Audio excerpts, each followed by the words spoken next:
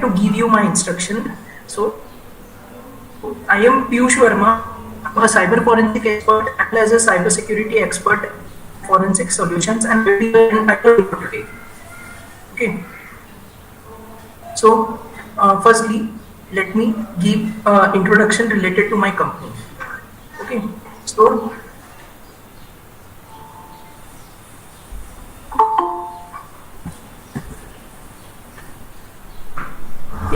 से भी related training provide करते हैं. ठीक है. हमारी कंपनी पिछले 5 इयर्स से इस फील्ड में वर्क कर रही है एंड हमने न्यूमरस केसेस सॉल्व किए हैं एंड कई केसेस में असिस्ट भी किया है गवर्नमेंट एजेंसीज को. Okay. So this here are some kind of services which we provide.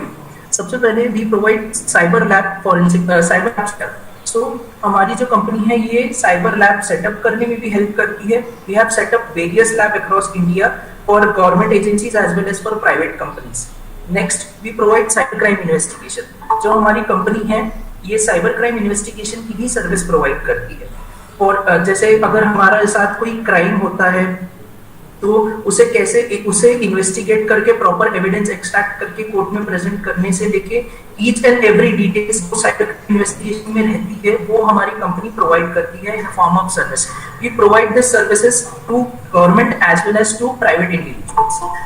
Next, we provide another service is cyber security audit. So this service is provided to corporate companies where जहाँ पे उनकी companies की security हम check करते हैं as well as उनका system vulnerable है या नहीं ये हम लोग चेक करते हैं एंड देन उसके बाद हम लोग हमारी इन्वेस्टिगेशन रिपोर्ट उनको प्रोवाइड करते हैं एंड हम लोग उनकी सिक्योरिटी इम्प्लीमेंटेशन में भी हेल्प करते हैं.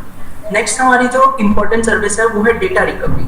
अगर आप में से किसी का डेटा डिलीट हो जाता है या फिर कोई साइबर क्राइम इन्वेस्टिगेशन में हमें डेटा रिकवर करने की जरूरत पड़ती है तो वो भी हम लोग प्रोवाइड करते हैं. साथ ही साथ हम इन्वेस्टिगेशन जैसे आप में से कई लोगों की कंपनियां होगी या फिर कई लोग कंपनीज में वर्क करते होंगे तो आपके कंपनी का कोई एक एम्प्लॉय आपकी कंपनी का इंपॉर्टेंट डेटा चुरा के बाहर अगर बेचता है तो उससे रिलेटेड इन्वेस्टिगेशन भी हम लोग प्रोवाइड करते हैं. नेक्स्ट, हमारे cyber forensic and cyber security training भी प्रोवाइड करते हैं. हम लोग स्टूडेंट्स को प्रोवाइड करते हैं, हम लोग लॉ एनफोर्समेंट एजेंसीज को प्रोवाइड करते हैं, वर्किंग प्रोफेशनल्स को प्रोवाइड करते हैं so that everybody around us will be aware and related to cyber forensic as well as cyber security. Okay. Next आता है as while describing services I have told you कि कौन से sectors को हम लोग सर्विसेज प्रोवाइड करते हैं जैसे कि गवर्नमेंट सेक्टर्स हो गए, प्राइवेट सेक्टर्स हो गए, आईटी सेक्टर हो गए, फाइनेंशियल सेक्टर हो गए एंड हेल्थ केयर सेक्टर. ठीक है. इसके अलावा भी हम लोग कई सारी दूसरी फॉरेंसिक सर्विसेज प्रोवाइड करते हैं जो है imaging, cloning, hashing, certificate, data recovery, image clarification, workshop as well as fraud investigation. ठीक है. सो ये सारी फॉरेंसिक की सर्विसेज है. ये हम लोग इनके बारे में हम लोग थोड़ा डिटेल में आगे जानेंगे तो आपको ये टर्मिनोलॉजीज क्लियर हो जाएगी. ठीक है. नेक्स्ट आता है 3000 plus private cases as well as 1000 government cases. हमने 3000 private cases as well 1000 plus cases solve किए हैं हमारी कंपनी के existence. Okay. So coming on this seminar, forensic solution और MCED यानी Maharashtra centre for entrepreneurship development ये दोनों ने कोलैबोरेट करके ये वर्कशॉप प्रिपेयर किया है जिसमें हम cyber security as well as cyber crime से रिलेटेड चीजें क्या होती है, कैसे साइबर क्राइम होता है, क्या प्रोसीजर्स होती है, उसका प्रिवेंशन कैसे करना चाहिए और अगर हमारे साथ साइबर क्राइम होता है या हमारे अराउंड किसी के साथ साइबर क्राइम होता है तो हमें क्या एक्शन लेना चाहिए. ये सारी चीजें हम लोग इस सेमिनार में थोड़ा ओवरव्यू करेंगे और अगर हम कुछ डिटेल में पढ़ना होगा तो हमने इसका एक कोर्स अरेंज किया है 10 दिन में जिसमें हम लोग आपको हर एक चीज डिटेल में बताएंगे. तो अगर आपको ये कोर्स के अलावा भी और टेक्निकल चीजें जाननी होगी तो आप वो ट्रेनिंग सेमिनार में एनरोल कीजिए प्लीज. ठीक है. So let's move. तो we are starting with our course कि हम लोग इस सेमिनार में क्या पढ़ने वाले हैं. जो हमारा 10 दिन का मेन ट्रेनिंग प्रोग्राम रहेगा उसमें क्या क्या हम लोग बताने वाले हैं, क्या क्या पढ़ेंगे, क्या टेक्निक्स होती है, क्या प्रोसीजर्स होती है, ये सब हम लोग ठीक है। सो फर्स्ट कोर्स आउटलाइन आता है overview of cyber forensic and cyber security, यानी हमारा जो फर्स्ट मॉड्यूल रहेगा उसमें हम लोग साइबर फॉरेंसिक और साइबर सिक्योरिटी क्या होता है ये जानेंगे। Second module is related to digital forensic, digital forensic की इन्वेस्टिगेशन कैसे होते हैं, उसकी प्रोसीजर क्या होती है, ये सब हम जानेंगे। नेक्स्ट आता है types of cyber attacks and prevention, कि साइबर अटैक कौन से टाइप होते हैं, उनसे हम लोग कैसे बच सकते हैं। नेक्स्ट आता है online banking and credit card से, जो हमारे ऑनलाइन ट्रांजैक्शंस होते हैं एंड क्रेडिट कार्ड होते हैं उसे कैसे सेफली यूज करना चाहिए वो हम लोग देखेंगे। वेब ब्राउजर सिक्योरिटी, जैसे हम लोग गूगल क्रोम या कुछ भी चीजें यूज करते हैं, कोई भी वेब ब्राउजर्स यूज करते हैं तो वो कैसे उन्हें सिक्योरली यूज करना चाहिए ये सब हम देखेंगे। सोशल मीडिया साइट्स को कैसे सिक्योरली यूज करना चाहिए, मोबाइल डिवाइसेस को कैसे एकदम प्रॉपरली एंड सेफली यूज करना चाहिए, और सबसे इंपॉर्टेंट जो हमारे डेस्कटॉप होते हैं या हमारे लैपटॉप्स होते हैं उनको कैसे सेफ रखना चाहिए अटैकर से। ये लोग थोड़ा इसका ओवरव्यू देखने वाले हैं आज के सेमिनार।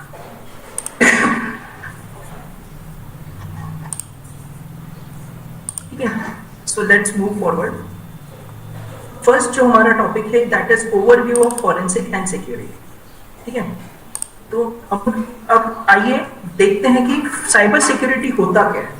ठीक है, साइबर सिक्योरिटी एक ऐसा प्रोसीजर रहता है जिसमें हमारे कंप्यूटर हो गए, हमारे सर्वर हो गए, हमारे मोबाइल फोन हो गए, जितने भी हमारे डिजिटल डिवाइसेस हैं, डिजिटल डिवाइसेस को सेफ रखने के तरीके या फिर प्रैक्टिस जो हम लोग प्रोसेस करते हैं जिससे कि हम लोग मोबाइल डिवाइसेस, हमारा लैपटॉप, हमारा नेटवर्क सेफ रख सकें, उसे हम लोग साइबर सिक्योरिटी बोलते हैं।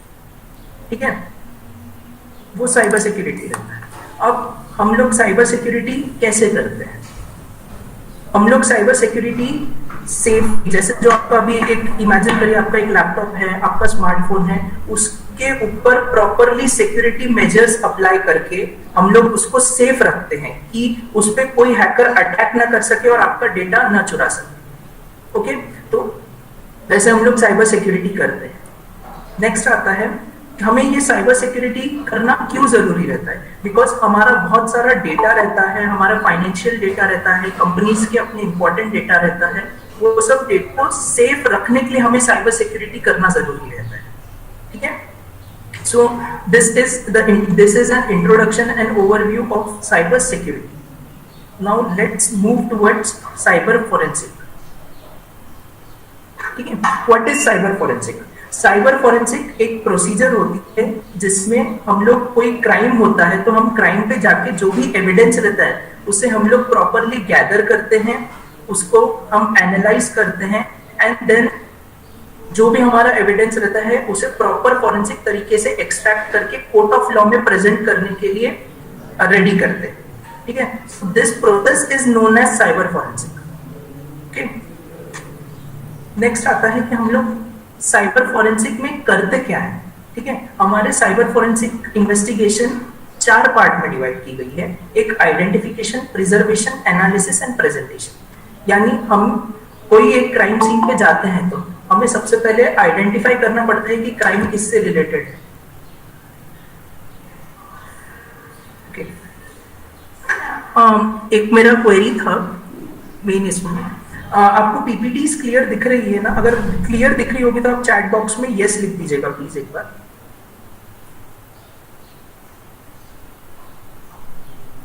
ठीक है,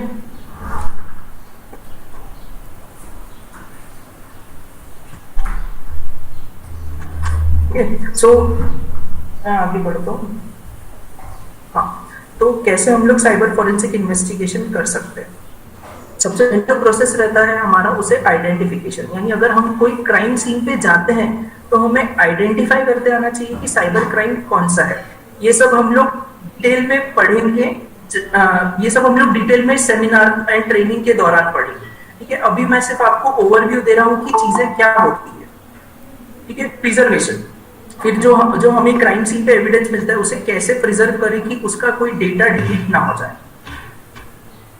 नेक्स्ट आता है एनालिसिस। एनालिसिस आता है नेक्स्ट। ठीक है, अब हमें एनालिसिस करना है तो हम कैसे करेंगे? एक्सक्यूज मी, आप लोग प्रेजेंट प्लीज, आप में से कोई प्रेजेंट मत करिएगा प्लीज, ठीक है।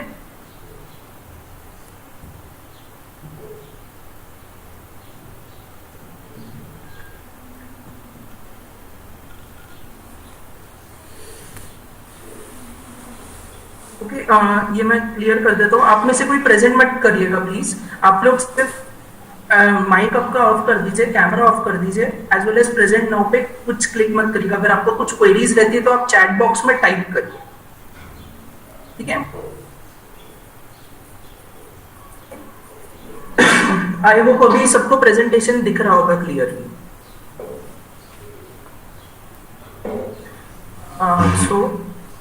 अभी हम लोग आगे बढ़ते हैं, प्रिजर्वेशन पे काम है। सो प्रिजर्वेशन यानी हमारे क्राइम सीन पे जो भी एविडेंस रहता है उसे प्रॉपरली प्रिजर्व करना चाहिए ताकि उसका कोई डेटा डिलीट ना हो जाए, ठीक है।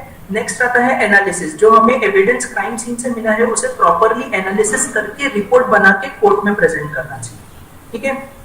सो ये सब कैसे करना चाहिए, इनकी प्रोसेस क्या होती है, ये सब अगर हमें डिटेल में देखना होगा तो हमें आप सेमिनार के लिए एनरोल करिए। हम लोग उसमें पूरी प्रोसेस एंड डिटेल्स हर चीज प्रॉपरली एंड तरीके से आपको बताएं। Next, why cyber forensic is necessary. Cyber forensic important क्यों है?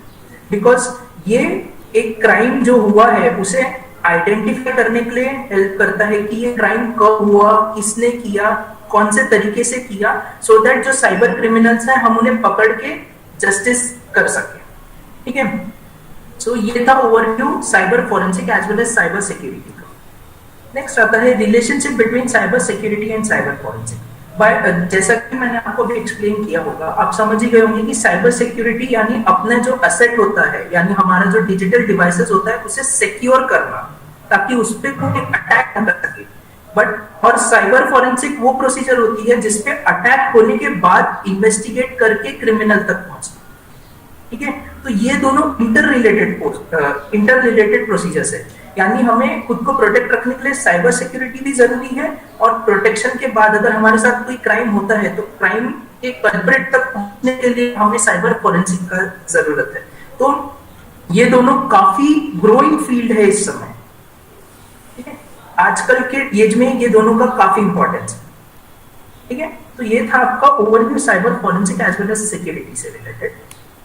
नेक्स्ट आता है इन्वेस्टिगेशन ऑफ साइबर फॉरेंसिक, यानी अब साइबर फॉरेंसिक जो है या डिजिटल फॉरेंसिक जिसको हम बोलते हैं, उसमें स्टेप्स क्या है इन्वॉल्व होने के। जैसा कि मैंने आपको थोड़ा सा बताया था कि identification, preservation, analysis, documentation and presentation, ये 5 पार्ट में डिवाइड किया हुआ है। तो सबसे पहला है आइडेंटिफिकेशन। आइडेंटिफिकेशन में क्या होता है, जब हम लोग एक क्राइम सीन पे जाते हैं तो हमें आइडेंटिफाई करना पड़ता है कि कौन से टाइप के एविडेंस होते हैं, एज वेल एज उस क्राइम सीन पे हमारे पास क्या एविडेंस अवेलेबल है, हमें वो सब आइडेंटिफाई करके उसको प्रॉपरली नोट डाउन करना पड़ता है। नेक्स्ट आता है जो भी हमें डिवाइस या फिर एविडेंस क्राइम सीन से मिलता है उसे प्रॉपरली प्रिजर्व करना चाहिए, सो दैट जब हम लोग उस पर फर्दर इन्वेस्टिगेशन करें तो उससे पहले उसका कोई डेटा डिलीट ना हो, ठीक है। तो उसे हमें प्रॉपरली प्रिजर्व करना पड़ता है ताकि उसमें कोई टैंपरिंग ना हो, यानी उसमें उसका कोई इंपॉर्टेंट डेटा डिलीट ना हो जाए। नेक्स्ट आता है एनालिसिस। एनालिसिस यानी अभी जैसे हमने एविडेंस को प्रिजर्व तो कर लिया, अब उसके बाद हम लोग उस पर एनालिसिस परफॉर्म करेंगे, यानी हम लोग उस पर चेक करेंगे कि क्राइम से रिलेटेड एविडेंस या उससे रिलेटेड कोई सबूत हमें उस पर्टिकुलर एविडेंस में मिलता है। तो ये एनालिसिस होता है। एनालिसिस के बाद हम लोग उसकी रिपोर्ट जनरेट करते हैं। अगर हमें कोई एविडेंस मिलता है तो हम लोग उसकी रिपोर्ट जनरेट करते हैं और प्रॉपर फॉरेंसिक तरीके से कोर्ट में उसको प्रेजेंट करते हैं, ताकि कोर्ट में हम लोग कल्प्रिट के अगेंस्ट एक पक्का सबूत दिखा, ठीक है। सो ये रहता है आपका साइबर फॉरेंसिक एंड उसके स्टेप्स, ठीक है। अब इनकी प्रोसेस एंड इनके टूल्स जो इन्वॉल्व होते हैं, रिपोर्टिंग कैसे करना, ये सब हम लोग डिटेल में सेमिनार में पढ़ेंगे। नेक्स्ट आता है टाइप्स ऑफ साइबर अटैक। अब हमने इससे पहले फॉरेंसिक और सिक्योरिटी के बारे में थोड़ा सा समझा, अब साइबर अटैक्स क्या होता है, ठीक है। साइबर अटैक या साइबर क्राइम ऐसे क्राइम्स रहते हैं जिसमें डिजिटल डिवाइसेस का इन्वॉल्वमेंट होता है, जैसे हमारे कंप्यूटर हो गए, मोबाइल हो गए, या इंटरनेट से कनेक्टेड जो भी चीजें रहती है जो डिजिटल है, जिसपे क्राइम हो सकता है, वो जो भी इन्वॉल्व रहती है एक क्राइम में, वो साइबर क्राइम आता है, तो उसमें साइबर क्राइम हम लोग बोलते हैं। ठीक है, अब कुछ केसेस में कंप्यूटर क्राइम करने के लिए भी इस्तेमाल किया जाता है और कुछ केसेस में उसी कंप्यूटर पे क्राइम होता है। ठीक है, तो साइबर क्राइम में विक्टिम भी एक कंप्यूटर होता है और जो कल्प्रिट है वो भी एक कंप्यूटर ही है, यानी क्राइम करने के लिए भी कंप्यूटर यूज किया जाता है और जिसपे क्राइम होता है उसमें भी कंप्यूटर का इन्वॉल्वमेंट होता है। ठीक है, तो वो साइबर क्राइम हो गया। ठीक है, आई होप आपको डेफिनेशन क्लियर हो। टाइप्स ऑफ साइबर क्राइम, अब हम लोग टाइप्स ऑफ साइबर क्राइम में देखते हैं। फर्स्ट आता है फाइनेंशियल क्राइम। ठीक है, फाइनेंशियल क्राइम यानी फाइनेंशियल क्राइम बेसिकली आपके बैंकिंग या फिर ऑनलाइन ट्रांजैक्शन से रिलेटेड रहता है, यानी जो भी फ्रॉड में फाइनेंशियल गेन होता है। ठीक है, जैसे अभी कोई हैकर ने आपका नेट बैंकिंग हैक कर लिया। ठीक है, नेट बैंकिंग हैक करने के बाद उसने वो पूरा पैसा आपके अकाउंट से अपने अकाउंट में डाल दिया, तो that is an example of cyber crime, financial cyber crime, because उसमें हैकर को पैसे मिल रहे हैं, उसको कुछ मोटिव मिल रहा है। ठीक है, सो ये फाइनेंशियल क्राइम होता है। इंफॉर्मेशन थेफ्ट, इंफॉर्मेशन थेफ्ट यानी क्या होता है, जैसे अब यहाँ पे मैं एक कंपनी का एग्जांपल देता हूँ। कंपनी का डेटा जो रहता है, जो कंपनी के सर्वर पे रहता है, वो उनका बहुत इंपॉर्टेंट पार्ट होता है। तो अगर हैकर कंपनी का डेटा चुरा लेता है, हैक कर लेता है और उसे ब्लैक मार्केट या फिर कोई गलत चीजों में यूज करता है, तो वो इंफॉर्मेशन थेफ्ट हो जाती है, यानी हैकर बिना कंपनी का परमिशन लिए उनका डेटा चुरा के यूज कर रहा है। ठीक है, नेक्स्ट आता है साइबर एक्सटॉर्शन। साइबर एक्सटॉर्शन यानी हम लोग डिजिटल तरीके से किसी से फिरौती मांगते हैं। जैसे अभी एग्जांपल करिए, एक कंपनी है, कंपनी का डेटा है, हैकर क्या करेगा, कंपनी का डेटा पूरा एनक्रिप्ट कर देगा, यानी पूरा अलग तरीके से कर देगा, यानी कंपनी वो डेटा यूज नहीं कर सकती। ठीक है, तो उस डेटा को डिक्रिप्ट करने के लिए हैकर क्या करेगा, उनसे पैसे मांगेगा कि आप मुझे इतने लाख रुपए दो तो मैं आपका ये डेटा डिक्रिप्ट कर दूंगा। ठीक है, तो ये साइबर एक्सटॉर्शन हो गया। ठीक है, यानी हैकर क्या कर रहा है, डेटा डिक्रिप्ट करने के लिए फिरौती मांग रहा है। ठीक है, तो ये हो गया cyber extortion. Harassment, cyber harassment यानी सोशल मीडिया पे हम लोग किसी व्यक्ति को बहुत हरास कर रहे हैं। जैसे अब ये जनरली लड़कियों पे बहुत होता है हमारे इंडिया में कि उनके आईडी पे कुछ खराब कमेंट्स करेंगे लोग, या फिर कुछ ऐसा बोलेंगे जिस वजह से उनको मेंटल स्ट्रेस होता है एंड वो प्रॉपरली सोशल मीडिया यूज नहीं कर सकते हैं। ठीक है, so this is called as harassment, यानी वहां पे जो विक्टिम रहता है उससे रिलेटेड कुछ भी कमेंट्स करेंगे लोग, या फिर उसको कुछ बोलेंगे जो सही नहीं रहता है। ठीक है, so that is known as harassment. Next आता है साइबर स्टॉकिंग। साइबर स्टॉकिंग यानी हैकर क्या करता है, इसमें किसी व्यक्ति के फोटोज या प्रोफाइल को हमेशा देखते रहता है और उससे रिलेटेड इंफॉर्मेशन जुटाने की कोशिश करता है। जैसे अभी मेरे पास एक प्रोफाइल है, मैं क्या करूंगा, वो जो भी फोटोज अपलोड करते हैं या फिर वो जिस एरिया में ट्रैवल करते हैं वो सब मैं देखते रहूंगा, तो आपको आइडिया आ जाता है कि जो विक्टिम है मेरा, विक्टिम है वो कौन से एरिया में रहता है। अब आप लोग ने नोटिस किया होगा, जैसे हम लोग कहीं फेसबुक पे कोई पोस्ट अपलोड करते हैं या फिर इंस्टाग्राम पे कोई पोस्ट अपलोड करते हैं, तो उसमें लोकेशन ऑटोमेटिकली आ जाती है।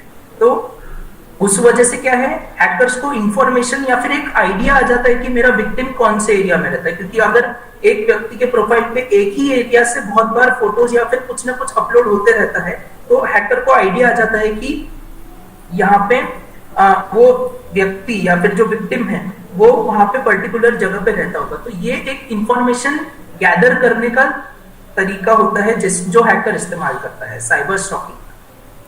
ठीक है, नेक्स्ट आता है कंप्यूटर वैंडलिज्म। कंप्यूटर वैंडलिज्म में क्या करते हैं, हैकर क्या करता है, आपके कंप्यूटर को फिजिकली डैमेज करने की कोशिश करता है। ठीक है, यानी हैकर क्या करेगा, आपके कंप्यूटर को उठा के या तो चुरा लेगा, या तो कंप्यूटर में से उसकी हार्ड ड्राइव को चुरा लेगा, डेटा डिलीट कर देगा। बेसिकली आपके कंप्यूटर को आप वर्किंग कंडीशन से नॉन वर्किंग कंडीशन में ले जाने तक ले जाता है साइबर कंप्यूटर वैंडलिज्म।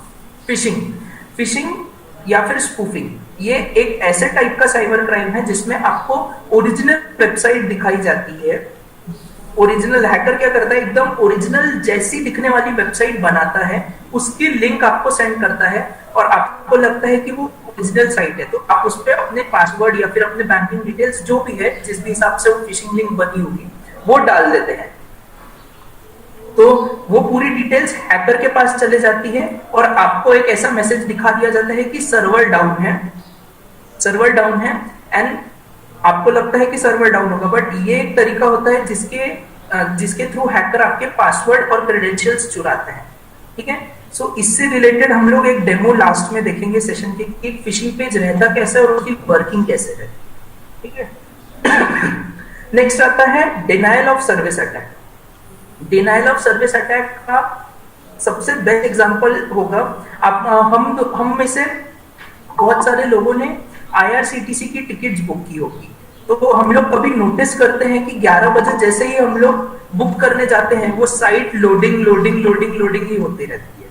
तो वो जो उस टाइप का अटैक होता है वो डिनायल ऑफ सर्विस अटैक होता है। इसमें क्या होता है, जो सर्वर रहता है यानी जिसपे वेबसाइट बनी हुई रहती है, उसकी एक कैपेसिटी रहती है लोगों को हैंडल करने की। यानी जैसे अब मेरी एक वेबसाइट है, मेरी वेबसाइट एक समय पे 100 लोगों को हैंडल कर सकती है। ठीक है, तो अटैकर क्या करता है, 100 लोगों से ज्यादा यानी एक समय पे मुझे 10,000 लोगों की रिक्वेस्ट भेज देगा। तो इसके वजह से क्या होता है, सर्वर की कैपेसिटी से ज्यादा हो जाता है और सर्वर क्रैश हो जाता है। ठीक है, तो सर्वर क्रैश होने के बाद वो वेबसाइट काम नहीं करती है, जिस वजह से जो कंपनीज रहती है, बड़ी कंपनीज रहती है या कोई और बड़ी चीज, मतलब जो बड़े ऑर्गेनाइजेशंस रहते हैं, उनको लॉस हो जाता है।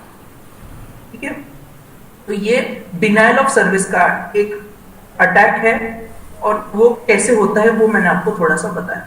सोशल इंजीनियरिंग, सोशल इंजीनियरिंग क्या होता है, इसमें हैकर क्या करता है, आपके चैट बॉक्स यानी हम लोग जैसे फेसबुक पे मैसेजिंग पे बात करते हैं, ठीक है, तो हैकर क्या करता है, मैसेंजर पे आपसे बात करते करते ही आपकी पर्सनल इंफॉर्मेशन निकालने की कोशिश करता है।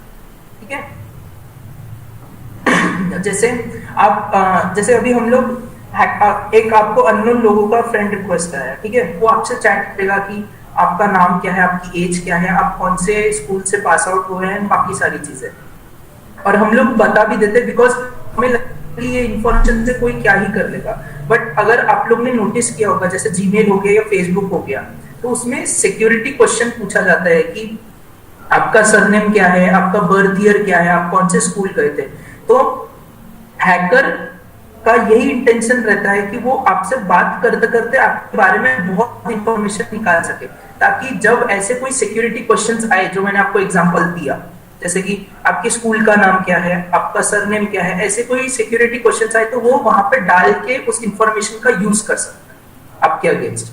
ठीक है, so this is social engineering. Website defacement, website defacement यानी जो हमारी एक वेबसाइट रहती है, अगर आप लोगों ने वेबसाइट देखी होगी तो उसको जैसी बनी है उसके बजाय दूसरे तरीके से बना देना। यानी हम लोग ने बीच में देखा था कि इंडियन हैकर्स ने पाकिस्तान की बहुत सारी वेबसाइट को हैक करके वहां पे इंडिया का फ्लैग लगा दिया, तो वो हो गया वेबसाइट डिफेसमेंट, यानी वेबसाइट का स्ट्रक्चर बदल देना, यानी वेबसाइट लोगों को कैसे दिखेगी वो बदल देना। ठीक है, so that is known as website defacement. ठीक है, ये थे types of cyber crime. Okay, next आता है अब ये साइबर क्राइम से हम लोग बचे कैसे। ठीक है, अब हमने साइबर क्राइम क्या होता है, कौन से टाइप के साइबर क्राइम होते हैं ये तो देख लिया, बट अब इनसे बचे कैसे ये हमें देखना।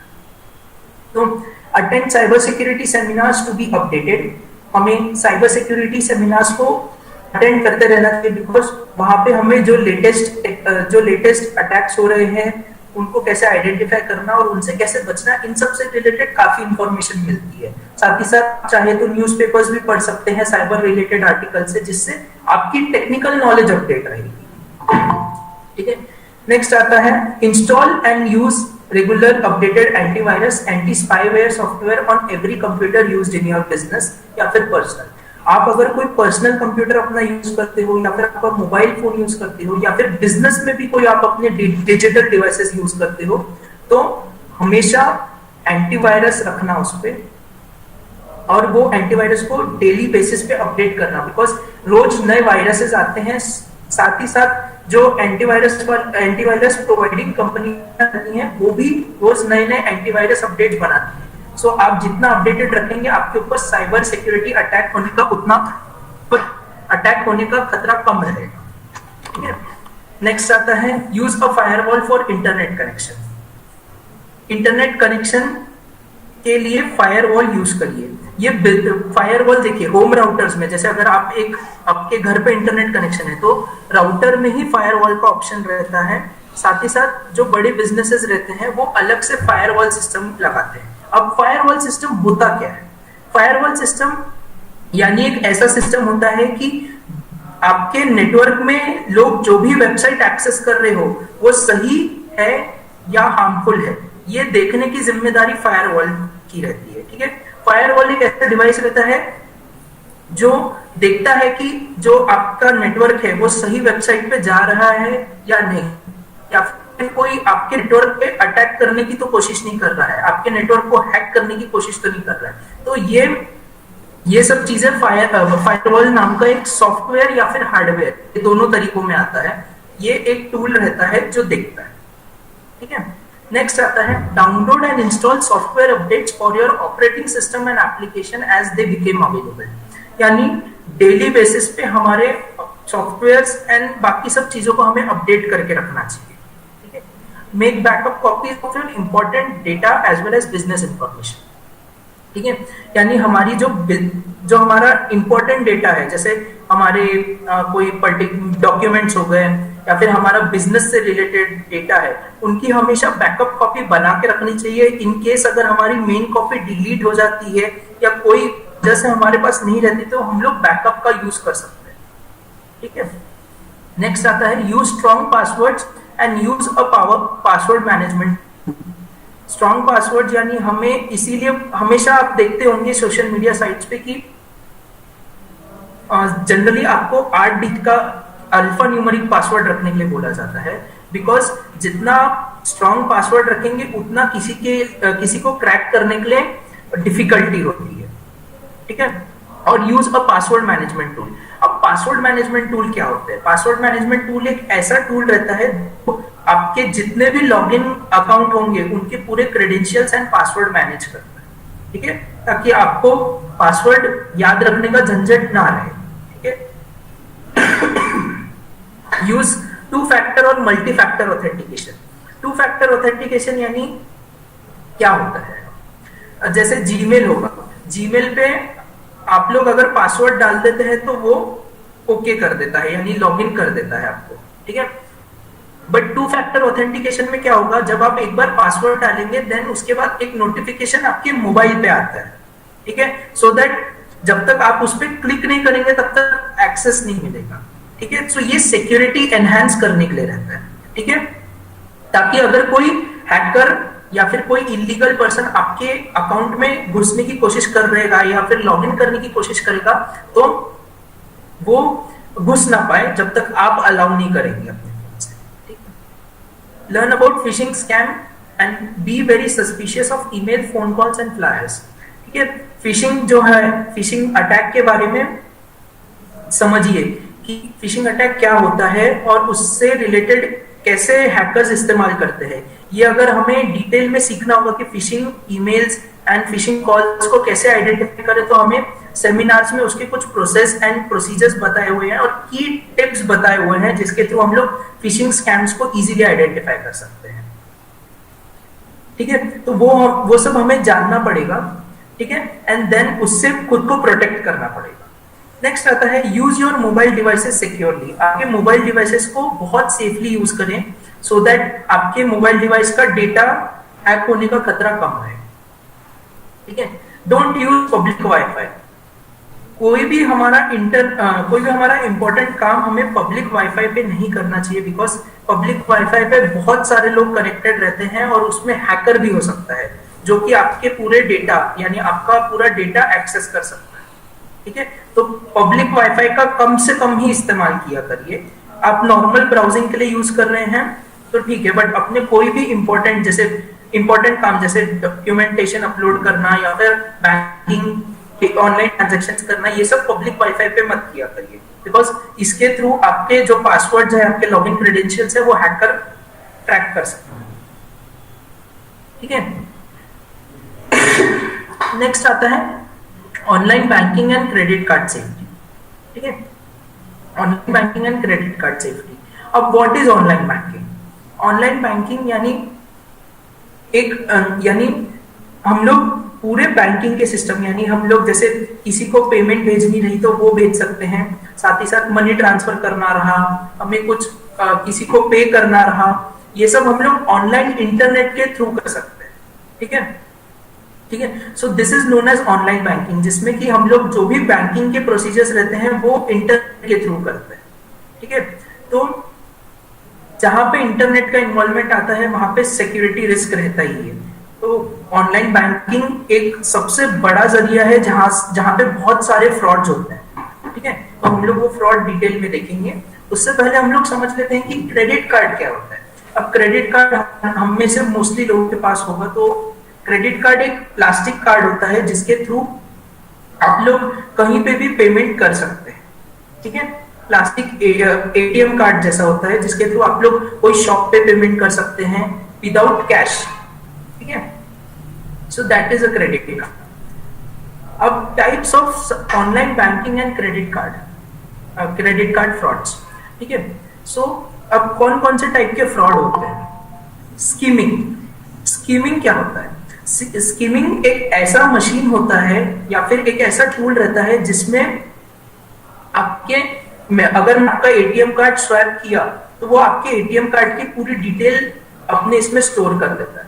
ठीक है, एंड देन अगर हमने उस पे दोबारा से एक एम्प्टी कार्ड स्वैप किया तो आपके क्रेडिट कार्ड जैसा हूबहू सेम टू सेम मेरे पास भी एक कार्ड बन जाएगा। ठीक है, सो ये एक तरह का कॉपिंग मशीन है। ठीक है, तो अब इसका कहां पे सबसे ज्यादा इस्तेमाल होता है? जैसे कि आप बिलीव करेंगे, मतलब पेट्रोल पंप पे हम लोग जनरली पेट्रोल डलवाते हैं और कार्ड दे देते हैं, पिन बता देते हैं। ठीक है, बट ये हमें नहीं करना चाहिए। बस क्या हो सकता है कि आपका कार्ड स्कीमिंग में लोग यूज कर लेंगे, यानी क्या करेंगे, एक मशीन से आपका कार्ड 2 सेकंड के लिए गुजारेंगे तो उसकी आपके कार्ड की पूरी डिटेल उस मशीन में स्टोर हो जाती है। ठीक है, एंड देन पिन आपने बता ही दिया है तो वो क्या करेंगे, डुप्लीकेट कार्ड बनाते हैं और आपके अकाउंट से पूरा पैसा ले लेते हैं। ठीक है, so this is the skimming. ठीक है, यहाँ पे आप लोग अगर नोटिस करेंगे जो इमेजेस हैं, मैं थोड़ा रेफरेंस करने की कोशिश करता हूँ। जो सबसे नीचे इमेज है, कार्डिंग के नीचे वाली जो इमेज है, अगर आप उसको देखेंगे तो यहाँ पे एक डिवाइस है जिसके बीच से उन्होंने एक कार्ड गुजारा है। तो जब आप ऐसे स्वाइप करते हैं कार्ड को फ्रॉम राइट टू लेफ्ट, तो मशीन क्या करता है, उसका पूरा डिटेल कैप्चर कर देता है और आप फिर एक एम्प्टी कार्ड लेके लेफ्ट टू राइट स्वाइप करेंगे तो वो पूरी डिटेल्स जो उसने कैप्चर की है वो उस कार्ड में पेस्ट कर देता है। ठीक है, तो इससे आपका एक क्लोन किया हुआ एटीएम कार्ड रेडी हो जाता है। ठीक है, तो ये होता है स्कीमिंग। कीपैड जैमिंग यानी क्या होता है? अब उसके लिए आप जो सबसे टॉप पे जो इमेज लगी हुई है जिसमें कीपैड आपको दिख रहा है, ठीक है, उसका थोड़ा सा रेफरेंस लीजिएगा। इसमें क्या रहता है, ये अटैक एटीएम मशीन पे होता है। एटीएम मशीन पे जो कीपैड होता है उसमें हैकर क्या करता है, एक और फ्रॉड कीबोर्ड लगा देता है। ठीक है, फ्रॉड कीबोर्ड लगा देता है तो क्या होता है, ये देखिए आप नोटिस करेंगे जो नीचे लगा हुआ है वो एटीएम मशीन का ओरिजिनल कीपैड है, उसके ऊपर से एक फेक कीपैड लगा दिया है। तो क्या होता है कि जब यूजर अपना पिन डालता है तो वो पिन मशीन में भी जाता है, प्लस साथ ही साथ ये कीपैड के अंदर भी रिकॉर्ड हो जाता है। ठीक है, तो इसको बोलते हैं कीपैड जैमिंग। ठीक है। अब उसी के नीचे अगर आप देखेंगे तो एक और फोटो है, इसे हम एटीएम स्किमिंग बोलते हैं। एटीएम स्किमिंग क्या रहता है, जो हमारी एटीएम मशीन है, हैकर उसमें एक ऐसा स्किमिंग डिवाइस फिट कर देता है कि आप जब कार्ड डालेंगे तो वो एटीएम मशीन में तो जाएगा, पर साथ ही साथ आपके कार्ड की पूरी इंफॉर्मेशन उस स्किमिंग मशीन में भी रिकॉर्ड हो जाएगी। ठीक है। और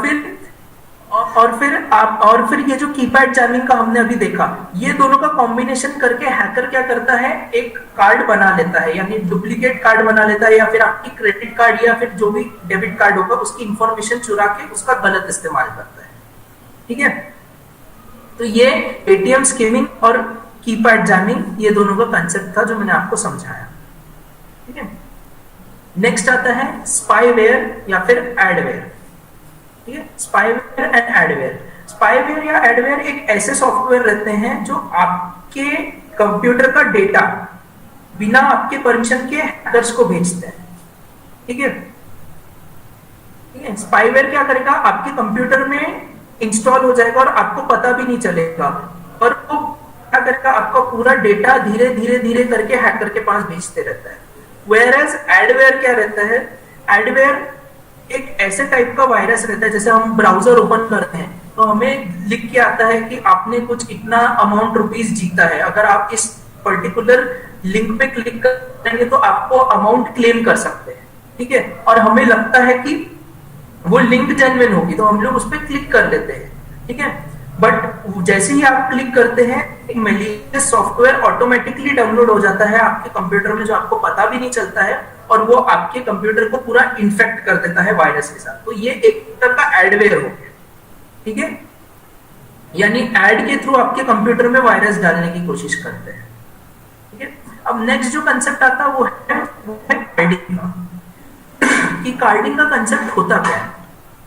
कार्डिंग का कंसेप्ट ऐसा होता है कि हैकर क्या करता है, ब्लैक मार्केट यानी इलीगल वेब, जहां पे किसी के भी कार्ड की इंफॉर्मेशन अवेलेबल रहती है।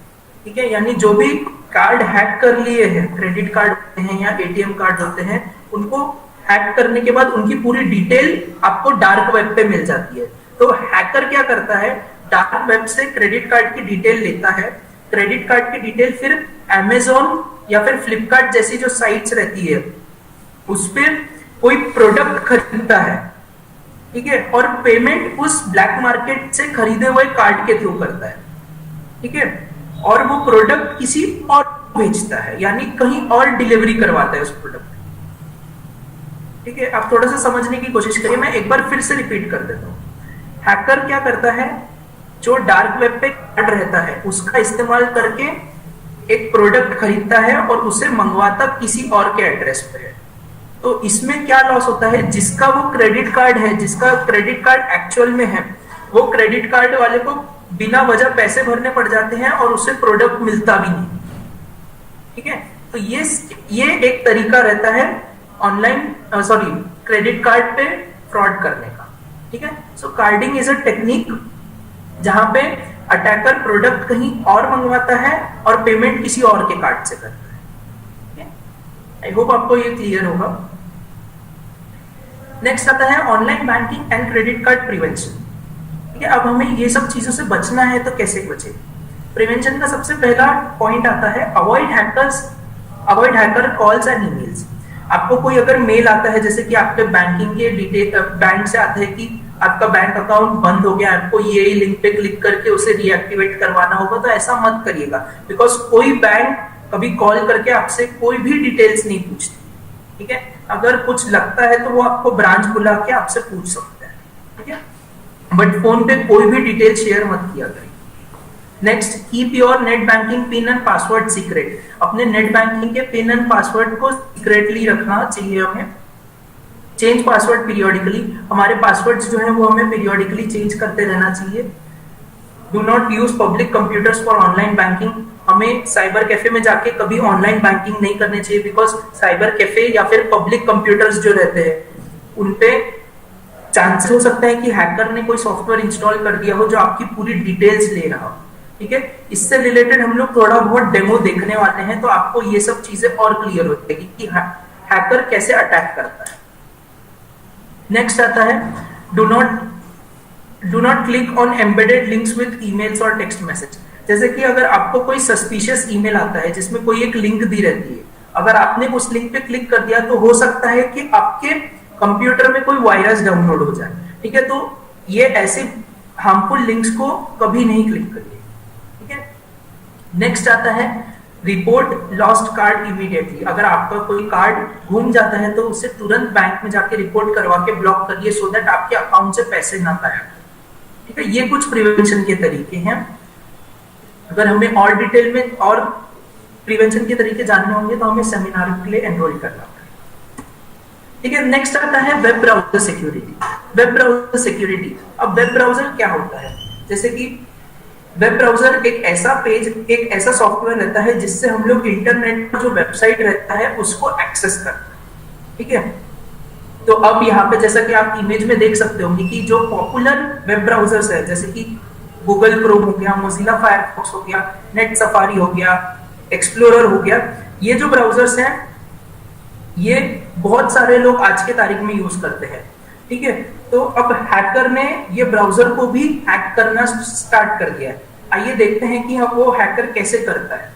ठीक है, हैकर क्या करता है, जो ब्राउजर रहता है ब्राउजर में कुछ ऐसा मेलिशियस कोड डाल देता है कि जब आप, जैसे अभी आपने google.com डाला गूगल क्रोम पे, तो वो मेलिशियस कोड क्या होगा, आपको गूगल के बजाय हैकर की बनाई हुई फेक वेबसाइट पे लेके चले जाएगा।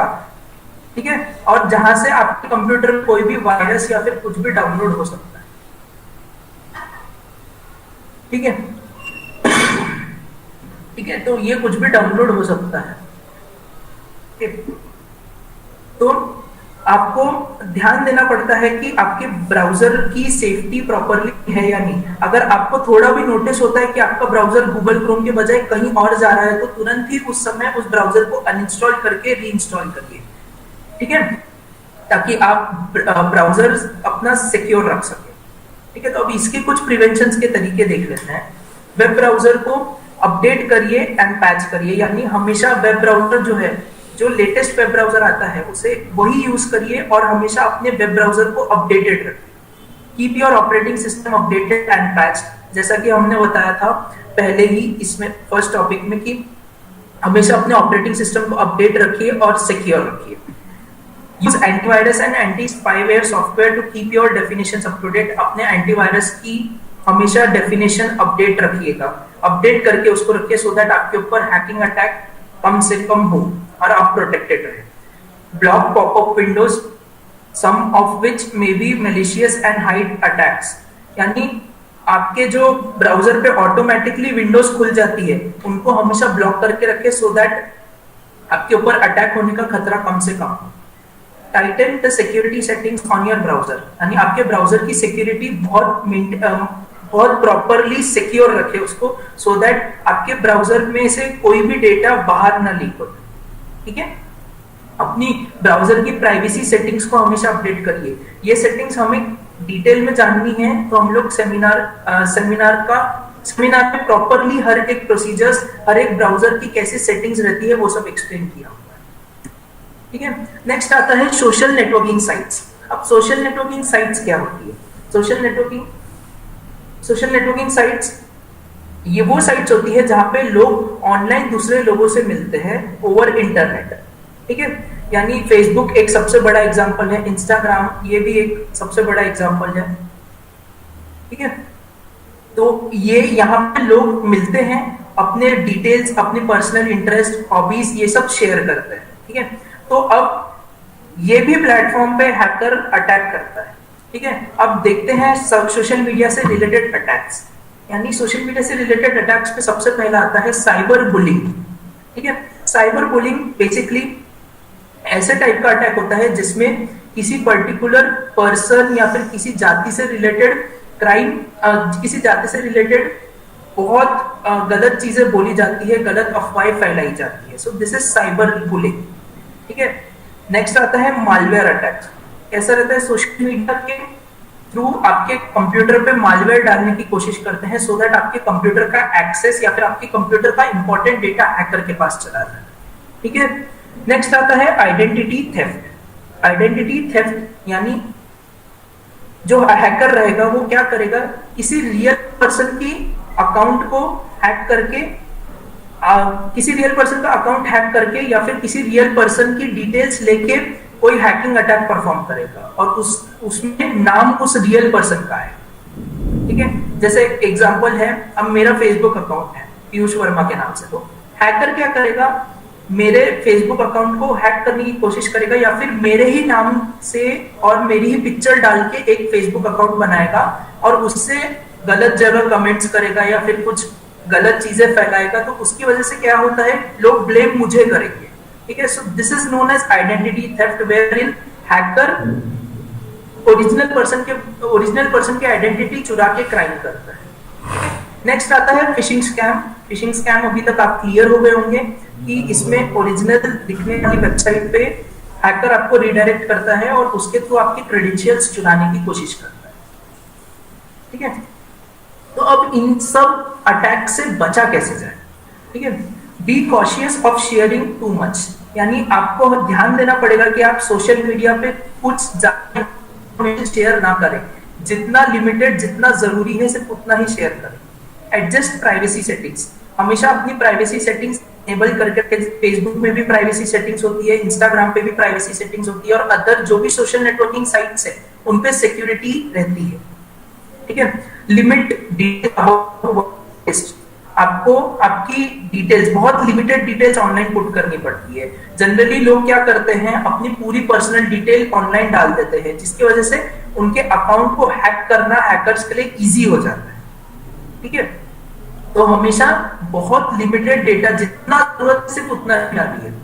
Verify who you are connecting with, आप जिसकी भी फ्रेंड रिक्वेस्ट या फिर फ्रेंडशिप रिक्वेस्ट एक्सेप्ट करते हैं उसका हमेशा वेरीफाई कर लीजिए कि आप उस पर्सन को जानते हैं या नहीं जानते हैं और ये सब, क्योंकि कई बार ऐसा भी होता है कि हैकर्स फेक प्रोफाइल क्रिएट करके आपको फ्रेंड रिक्वेस्ट भेजते हैं और आपके साथ बातचीत करके आपसे आपकी इंफॉर्मेशन निकालने की पूरी कोशिश करते हैं। तो हमेशा वेरीफाई कर लीजिए जिनकी भी आप फ्रेंड रिक्वेस्ट सोशल मीडिया पे एक्सेप्ट करते हैं। नेक्स्ट आता है do not share personal details. अपनी पर्सनल डिटेल कभी ऑनलाइन शेयर ना करें। जैसे कभी कई बार हमने देखा होगा कि कोई भी पोस्ट के नीचे कमेंट्स में लोग अपना फोन नंबर शेयर कर देते हैं, पर्सनल डिटेल शेयर कर देते हैं, तो ऐसा कभी नहीं करिएगा।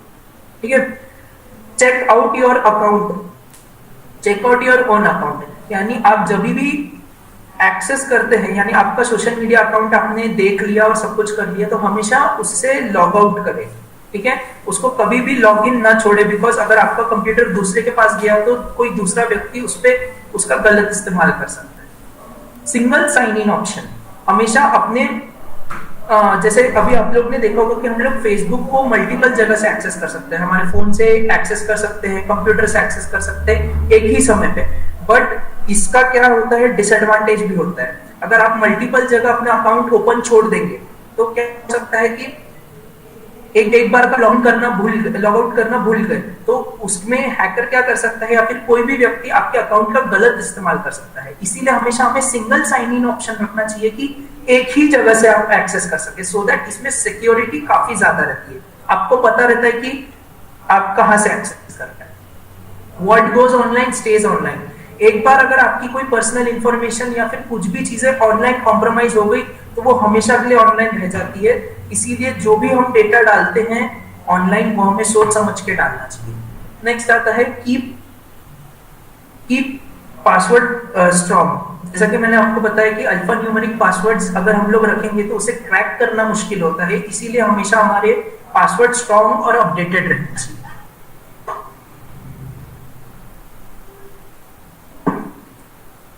नेक्स्ट आता है mobile device and it's security. जो हमारे स्मार्टफोन्स रहते हैं वो उनसे रिलेटेड सिक्योरिटी हमें कैसे मेंटेन करके रखनी चाहिए ये हम लोग देखेंगे। अभी हम सबको तो पता है स्मार्टफोन्स क्या होते हैं, जो हम लोग जिससे हम लोग अभी फिलहाल मीट कनेक्ट कर रहे होंगे, हम लोग कॉलिंग करते हैं, हम लोग इंटरनेट एक्सेस करते हैं, सोशल मीडिया एक्सेस करते हैं।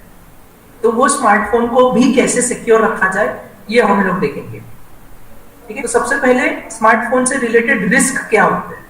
मोबाइल मालवेयर, अब मोबाइल मालवेयर एक ऐसा सॉफ्टवेयर रहता है जो आपके मोबाइल में प्लांट हो जाता है और आपके मोबाइल का पूरा एक्सेस, यानी आप जिससे बात कर रहे हैं, आप जिसको कॉल कर रहे हैं, उसका पूरा एक्सेस हैकर को दे देता है। ठीक है, तो इससे क्या होता है कि जो हैकर रहता है, हैकर के पास आपके पूरे मोबाइल का कंट्रोल आ जाता है और वो आपका पूरा डेटा डिलीट कर सकता है या कुछ भी कर सकता है जो उसको करना रहेगा। Outdated devices, never use outdated devices, because क्या रहता है, हम लोग अगर आउटडेटेड डिवाइसेस यूज करेंगे तो उसकी सिक्योरिटी पैचेस आना बंद हो जाते हैं और वो बहुत वल्नरेबल हो जाता है, यानी हैकर उसे बहुत आसानी से हैक कर सकता है। तो हमेशा अपना सिस्टम या फिर अपना जो मोबाइल रहता है उसे अपडेट रखें। ठीक है, आउटडेटेड डिवाइसेस को ना यूज करें। अब ब्लू स्नाइपिंग अटैक होता है जिसमें हैकर क्या करता है, आपके मतलब हैकर क्या करेगा, एक एंटीना लगाएगा और एक पर्टिकुलर एरिया स्कैन करेगा। ठीक है, पर्टिकुलर एरिया स्कैन करने के बाद वहां पर वो देखेगा कि किस किस के ब्लूटूथ कनेक्शन चालू हो। ठीक है, आप जिसके भी ब्लूटूथ कनेक्शन चालू होंगे, हैकर क्या करेगा, उनके मोबाइल में एक छोटा सा सॉफ्टवेयर, मैलिशियस सॉफ्टवेयर भेज देगा जो उनके पूरे मोबाइल का एक्सेस हमें दे देगा। ठीक है, तो ये एक तरह का अटैक होता है जिससे स्मार्टफोन का पूरा डेटा कॉम्प्रोमाइज हो जाता है। पुअर पासवर्ड हाइजीन, जनरली हम लोग पासवर्ड बहुत इजी रखते हैं सो दैट हम लोग जल्दी खोल सके, बट जितना आप इजी पासवर्ड रखेंगे उतना ही हैक करना, मतलब उतना ही क्रैक करना इजी हो जाता है पासवर्ड। ठीक है, तो हमेशा पासवर्ड स्ट्रॉन्ग ही रखें। नेक्स्ट आता है मोबाइल एड फ्रॉड। कभी हम लोग, अगर आपने नोटिस किया होगा कि हम लोग गूगल क्रोम ओपन करते हैं, उस पे नोटिस आता है कि आपके ब्राउजर पे वायरस है या फिर आपके मोबाइल में वायरस है, आपको अपडेट करना पड़ेगा। अपडेट करने के लिए नीचे दिए हुए लिंक पे क्लिक कर, तो आप एक बार ऐसे कभी एड्स पे क्लिक नहीं करिएगा। आप अगर एक बार क्लिक कर दिए तो आपका पूरा डेटा कॉम्प्रोमाइज हो जाएगा या फिर आपका फोन कॉम्प्रोमाइज हो जाएगा। वाईफाई इंटरफेरेंस यानी ये सेम एज हमारे पब्लिक वाईफाई के जैसा होता है। और इसमें क्या होता है कि अगर हमारा डिवाइसेस पब्लिक वाईफाई पे कनेक्टेड है तो वही वाईफाई पे हैकर भी कनेक्टेड हो सकता है। और हैकर क्या करेगा, आप जो भी एक्सेस कर रहे हो अपने मोबाइल पे या फिर कोई बिजनेस ट्रांजैक्शन कर रहे हो, उसके क्रेडेंशियल को हैक कर लेगा, वो उनके क्रेडेंशियल्स को कैप्चर कर लेगा नेटवर्क मॉनिटरिंग के थ्रू। ठीक है, तो ये सब रिस्क इन्वॉल्व रहते हैं स्मार्टफोन से रिलेटेड। एक छोटा सा पार्ट था रिस्क से रिलेटेड। अब हम लोग देखते हैं प्रिवेंशन कैसे। ठीक है, तो avoid lending mobile phones to stranger. अपना फोन किसी और को देना बंद कर दे, बिकॉज क्या हो सकता है कि अगर आप किसी को अपना फोन देंगे तो वो फोन 30 to 1 मिनट में हैक हो सकता है, बिकॉज एक मैलिशियस सॉफ्टवेयर डालने के लिए हार्डली 30 सेकेंड्स टू 1 मिनट लगता है। ठीक है, तो इसीलिए आप जिसको भी अपना फोन दे रहे हो सोच समझ के दे और किसी स्ट्रेंजर को कभी ना दे। भले जरूरत हो तो आप खुद कुछ, जैसे उनको फोन लगाना हो तो आप खुद डायल करके दे, बट उनके हाथ में ना। Use pin code locks to phone. अपना डेटा प्रोटेक्ट रखने के लिए पिन कोड यूज करे, पैटर्न यूज करे या फिर फेस आईडी, बायोमेट्रिक, जो भी आपके पास सिक्योरिटी ऑप्शन अवेलेबल होगा आपके स्मार्टफोन पे वो यूज करें। Regularly check apps and delete any that look suspicious. आप हमेशा अपने एप्स को अपडेट करें और जो भी सस्पिशियस आपको दिखता है वो डिलीट कर दे। सस्पिशियस एप्स दिखते हैं वो डिलीट कर दे। Monitor data usage for unusual spikes. क्या होता है अगर हमें आइडेंटिफाई करना है कि हमारे मोबाइल में कोई स्पाईवेयर है या नहीं, तो हमेशा अपना इंटरनेट ब्राउजर देखिए, अपना इंटरनेट का डेटा देखिए कि जल्दी जल्दी खत्म हो रहा है या धीरे धीरे खत्म हो रहा है। अगर जल्दी खत्म हो रहा है तो कोई सर्विस बहुत यूज कर रही है आपका इंटरनेट। ठीक है, तो उसे थोड़ा सा ध्यान देके देखिएगा।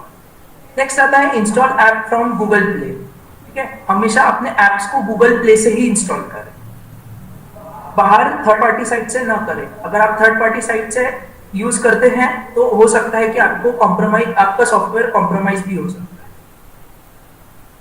ठीक है, नेक्स्ट आता है check an app reviews, developer details and list of permissions that before installing the app. हमेशा हमें हम जो ऐप इंस्टॉल कर रहे हैं हम लोग प्ले स्टोर से, उसका डिटेल्स, उसके डेवलपर डिटेल्स सब नीचे ही प्रोवाइड किया रहता है। वो हमेशा हमें ध्यान से पढ़ना चाहिए, सो दैट हमें पता रहे कि जो हम ऐप इंस्टॉल कर रहे हैं वो क्या है, किससे रिलेटेड है, ताकि ताकि हमारा डेटा कॉम्प्रोमाइज ना हो। ठीक है, नेक्स्ट आता है update your device and install antivirus software. आप आपके मोबाइल पे हमेशा आपके मोबाइल को अपडेट रखें as well as antivirus software install करके रखें। ठीक है, नेक्स्ट आता है ऑपरेटिंग सिस्टम्स। अब ऑपरेटिंग सिस्टम क्या होते हैं? ऑपरेटिंग सिस्टम या फिर आपके जो डेस्कटॉप होते हैं उनको कैसे प्रोटेक्ट रखना चाहिए? तो एक ऑपरेटिंग सिस्टम एक सॉफ्टवेयर होता है जो आपके कंप्यूटर के हार्डवेयर एज वेल एज बाकी चीजों के साथ बाकी चीजों को मैनेज करता है। ठीक है, तो अब हम लोग देखेंगे कि ऑपरेटिंग सिस्टम क्या होते हैं। There are 3 types of operating system, जो Windows, Mac and Linux, these are 3 types of operating system. ठीक है, अब इनसे रिलेटेड रिस्क क्या रहते हैं? इनसे रिलेटेड रिस्क वायरस रहते हैं। वायरस क्या करता है? वायरस एक ऐसा सॉफ्टवेयर रहता है जो आपके डेटा को पूरा डिलीट कर देता है या फिर एन्क्रिप्ट कर देता है, जिसके वजह से आपका डेटा नॉन यूजफुल हो जाता है, यानी आप उसको यूज नहीं कर सकते। ठीक है, नेक्स्ट आता है वॉर्म। वॉर्म एक ऐसा सॉफ्टवेयर रहेगा जो आपके कंप्यूटर में रहेगा और धीरे धीरे आपके कंप्यूटर की इंफॉर्मेशन हैकर को सेंड करते जाता है। ठीक है, नेक्स्ट आता है बैकडोर। बैकडोर यानी एक ऐसा छोटा सा सॉफ्टवेयर, छोटा सा मैलिशियस प्रोग्राम रहता है जो क्या करता है कि आपके कंप्यूटर में शांति से आके प्लांट हो जाएगा, यानी आपके कंप्यूटर में इंस्टॉल हो जाएगा और हैकर को आपके कंप्यूटर का एक्सेस दे देगा। यानी हैकर जब चाहे तब आपके कंप्यूटर में एक्सेस कर सकता है, आपका कोई भी डेटा देख सकता है, डिलीट कर सकता है, कुछ भी कर सकता है।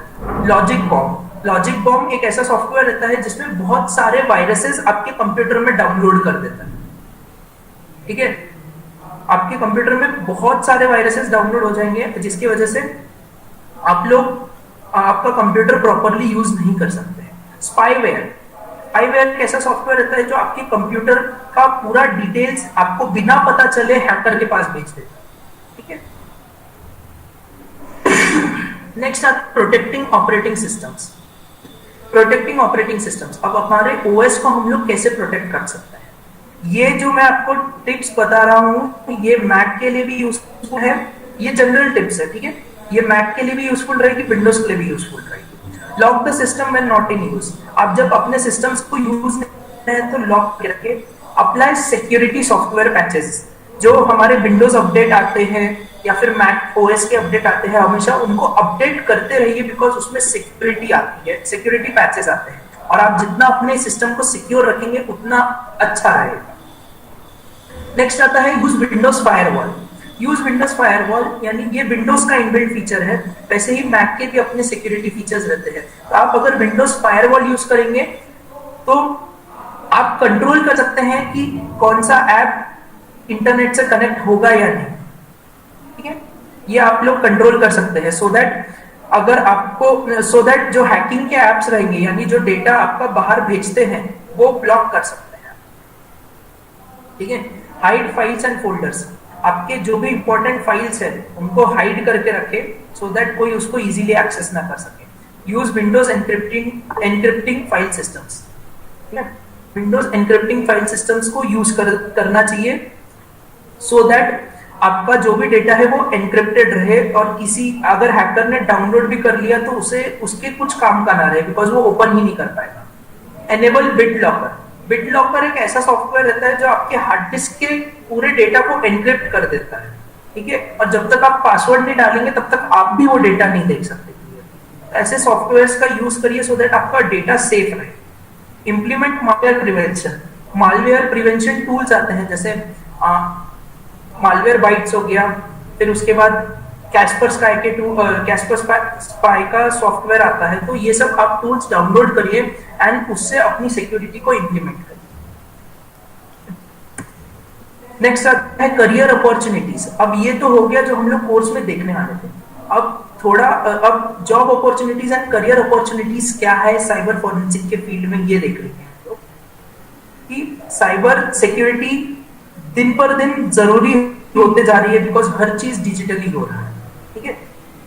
तो अब जितनी चीजें डिजिटल होगी उतने प्रोफेशनल लोगों की भी जरूरत पड़ेगी। तो यहाँ पे 3.5 बिलियन जॉब्स 2021 में आने की गारंटी है, ठीक है। इतने लोगों की जरूरत है, ठीक है। तो ये बहुत ओपन फील्ड है, बहुत वास्ट फील्ड है, ठीक है। मेजर कंट्रीज के पास प्रॉपर साइबर एक्सपर्ट स्टाफ नहीं है, यानी लोगों की कमी है, ठीक है। तो हमें ज्यादा से ज्यादा लोगों को ट्रेन करना होगा सो दैट हम लोग cyber forensic and cyber security के लिए प्रिपेयर हैं, ठीक है। Salary of cyber forensic and cyber security expert ranges between 6 lakh to 24 lakh per annum depending upon its experience. यानी जो भी हम लोग हमारे फॉरेंसिक एक्सपर्ट्स रहते हैं या फिर साइबर सिक्योरिटी एक्सपर्ट्स रहते हैं, उनकी सैलरी 6 से 24 लाख के बीच में होती है, उनके एक्सपीरियंस पर डिपेंड करता है। और ये साइबर सिक्योरिटी और साइबर फॉरेंसिक ये ऐसी फील्ड है जो हर सेक्टर में जरूरत पड़ती है, चाहे वो लॉ इन्फोर्समेंट एजेंसीज हो, आईटी फील्ड हो, फार्मास्यूटिकल फील्ड हो, हेल्थ केयर कंपनी हो, सब पे जरूरत पड़ती है बिकॉज सबका डेटा डिजिटल रहता है और उसे सिक्योर रखने के लिए ऐसे लोगों की जरूरत पड़ती ही है। There is a need to educate students in the field of cyber forensic and cyber security to increase cyber security capabilities, ठीक है, कैपेबिलिटी ऑफ इंडिया। यानी यहाँ पे लोगों को साइबर सिक्योरिटी और साइबर फॉरेंसिक से रिलेटेड ट्रेनिंग के बारे में अवेयर करवाना जरूरी है, और तभी हमारी कंट्री में साइबर साउंडेड लोग यानी साइबर साउंडिंग पीपल यानी जिनको साइबर का नॉलेज है वो लोग रहे, ठीक है। तो at last, how can you become a cyber forensic and cyber security expert, ठीक है। so with graduation in any stream and obtaining certification in course of cyber forensic and cyber security from a reputed institute, anybody can become cyber forensic expert। यानी आपके पास अगर एक graduation की degree रही as well as आपने उस cyber forensic या cyber security से रिलेटेड सर्टिफिकेशंस भी कर लिया, तो आप एक प्रॉपर साइबर सिक्योरिटी एक्सपर्ट बन सकते हैं, ठीक है। ये कुछ जॉब पोस्टिंग्स के ऐड है जहां पे साइबर सिक्योरिटी और साइबर प्रोफेशनल्स की जरूरत पड़ती है, ठीक है। ये अब आर्मी में यूएस आर्मी से रिलेटेड है। ये एक्सेंचर कंपनी की प्लेसमेंट्स हैं, अमेजॉन की है ये प्लेसमेंट, देख सकते हैं। फिर ये डेल कंप्यूटर्स की है जॉब, PwC इंडिया की जॉब्स है ये cyber security and cyber consultant से रिलेटेड। पुलिस की, महाराष्ट्र पुलिस के रिक्रूटमेंट से cyber forensic consultant and cyber security consultant से रिलेटेड। माइक्रोसॉफ्ट के कई जॉब निकलते हैं, एंड रिसेंटली अभी कैनरा बैंक के भी जॉब निकले हैं जिसमें स्पेशलाइज्ड ऑफिस की जरूरत पड़ती है, ठीक है। सो ये हमारे कोर्स का एक ओवरव्यू था कि हम लोग क्या कोर्स में पढ़ेंगे, और अभी ये हमने सिर्फ ओवरव्यू देखा है। हमें अगर डिटेल में जानना होगा तो हमें कोर्स के लिए एनरोल करना पड़ेगा जिसमें से आपको बहुत कुछ बेनिफिशियल मिलेगा साइबर से रिलेटेड, ठीक है। तो अभी मैं आपको कुछ डेमो दिखा देता हूं कि जैसे फिशिंग पेज कैसे वर्क करता है, और उससे रिलेटेड एक दो डेमो मैंने छोटे छोटे प्रिपेयर किया है जो आपके लिए यूजफुल रहेंगे। तो मुझे 1 सेकेंड का टाइम दीजिएगा।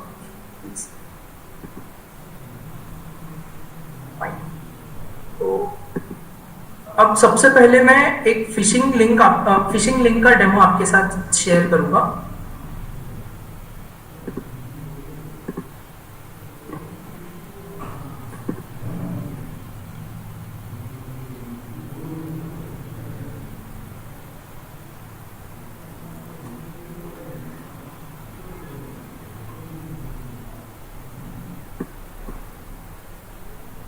ठीक है, सो 1 सेकेंड में आपके साथ ये पेज शेयर कर रहा हूँ।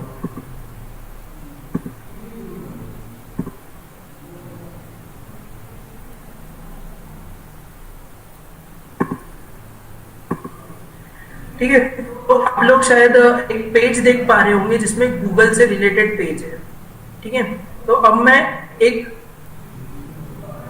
लिंक आपके चैट बॉक्स में डाल देता हूँ, ठीक है। इस लिंक को आप चाहे तो ओपन करके अपने डिटेल्स, अपने ओरिजिनल डिटेल्स मत डालिएगा, कोई भी डमी डिटेल्स डालिएगा, सो दैट आपको समझ में आ जाएगा कि एग्जैक्टली फिशिंग पेज कैसा रहता है, कैसे वर्क करता है। ठीक है, तो मैं आपके चैट में ये लिंक शेयर कर दे रहा हूँ,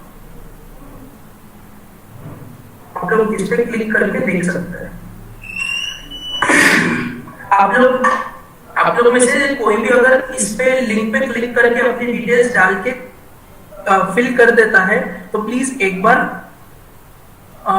बार ये मैसेज में मुझे बता दीजिएगा, सो दैट फिर मैं आपको दिखा सकता हूँ कि एग्जैक्टली ये कैसे वर्क करता है।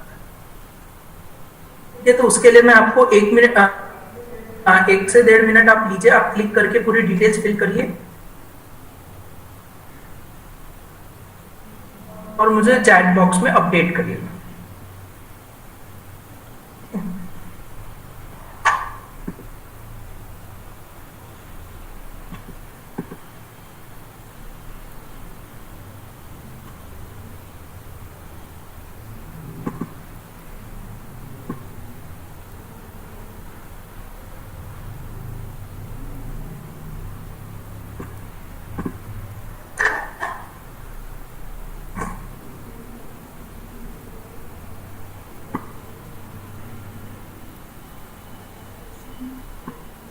ठीक है,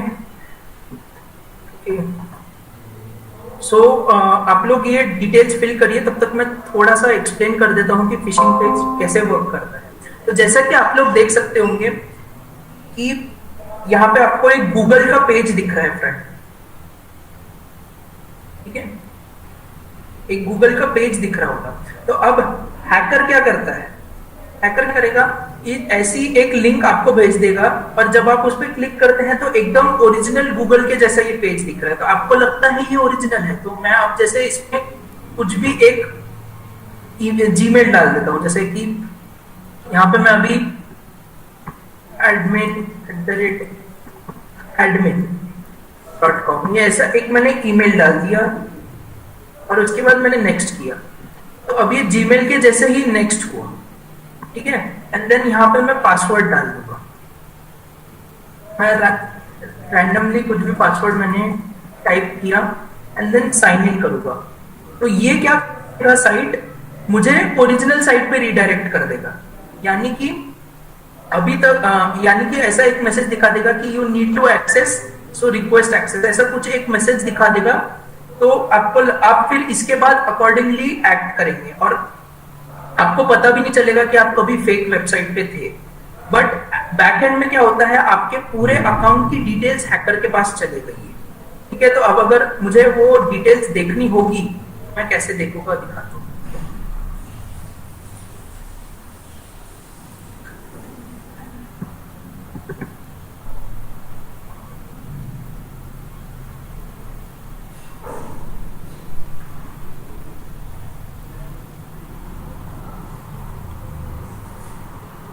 ये देखिए,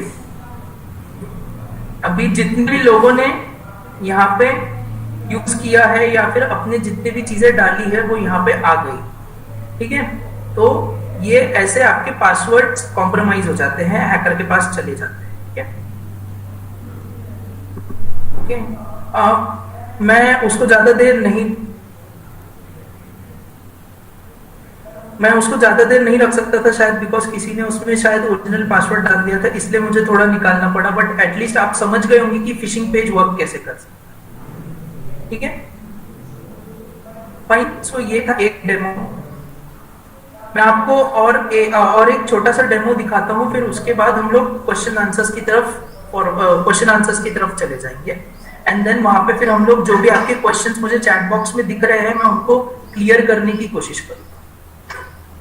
ठीक है, सो नेक्स्ट, अब ये अभी हमने फिशिंग पेज से रिलेटेड देखा। अब हम लोग देखेंगे कि अगर हमें हमारे कंप्यूटर पे कोई सस्पिशियस फाइल मिलती है तो उसे कैसे आइडेंटिफाई करें कि वो वायरस है या नहीं। ठीक है, तो यहाँ पे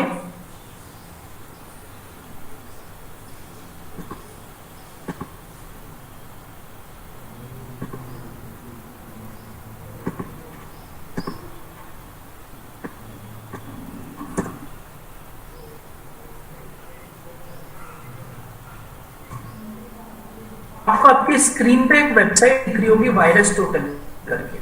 ये वेबसाइट ऐसी वेबसाइट है जहां पे अगर आपको जो भी फाइल या फिर जो भी लिंक पे डाउट है, आप अगर उस पर डालेंगे तो ये चेक करके बताते हैं कि वो फाइल सेफ है या फिर मैलिशियस है। ठीक है, तो अब मैं यहाँ पे एक एग्जांपल लेता हूँ। मैंने यहाँ पे एक वायरस मैलिशियस लिंक लेके रखी है, एक मुझे रैंडम लिंक मिली मेरे वेबसाइट पे। मैं अभी अगर उस लिंक को यहाँ पे डाल के देखता हूँ और चेक करने की कोशिश करता हूँ कि वो लिंक क्या है, किससे रिलेटेड है, तो वहां क्या रिजल्ट मिलता है आइए देखते हैं। ठीक है, अब देखिए जैसे मैंने ये लिंक डाला तो यहाँ पे उसने आइडेंटिफाई किया कि ये एक मैलिशियस लिंक है। ठीक है, यहाँ पे लिख के आ गया मैलिशियस, और जितने सर्च इंजन ने उसको क्लीन कंसीडर किया उतने लोग उतना क्लीन आ गया।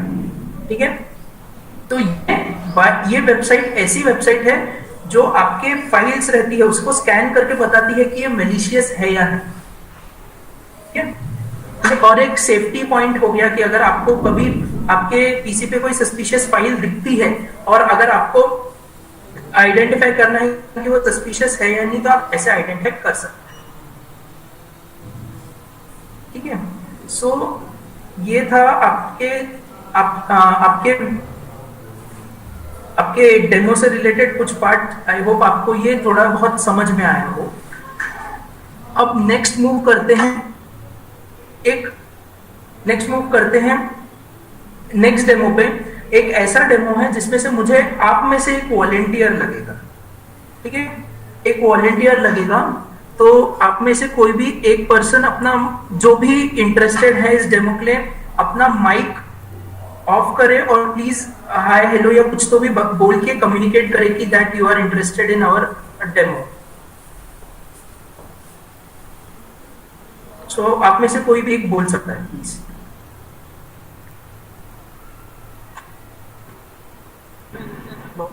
हाँ यस सर। नाम सर? हाँ सागर मनवर सर।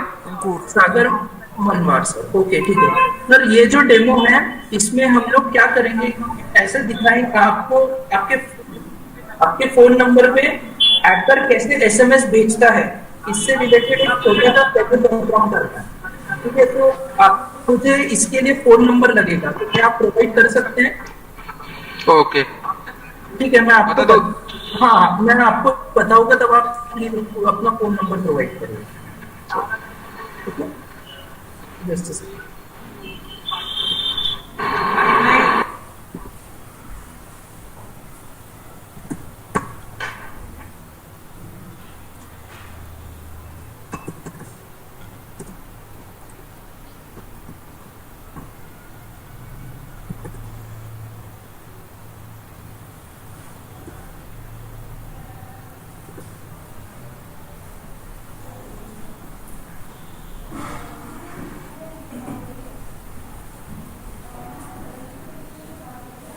जस्ट सेकंड मैं प्रिपेयर कर रहा हूं, मैं आपसे नंबर मांगूंगा अभी, एक मिनट।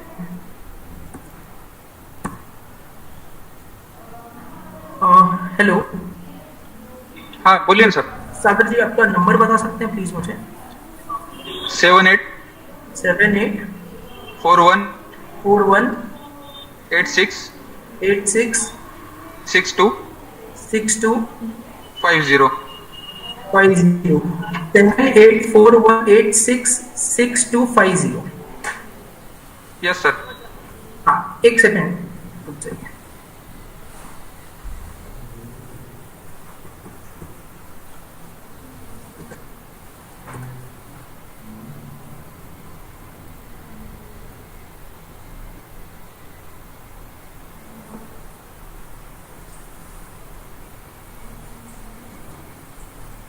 So